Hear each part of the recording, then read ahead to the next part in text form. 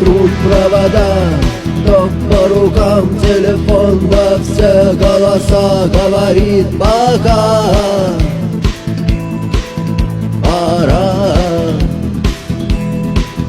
И пальто на гвозде, шарф в рукаве и перчатки в карманах шепчут: подожди до утра,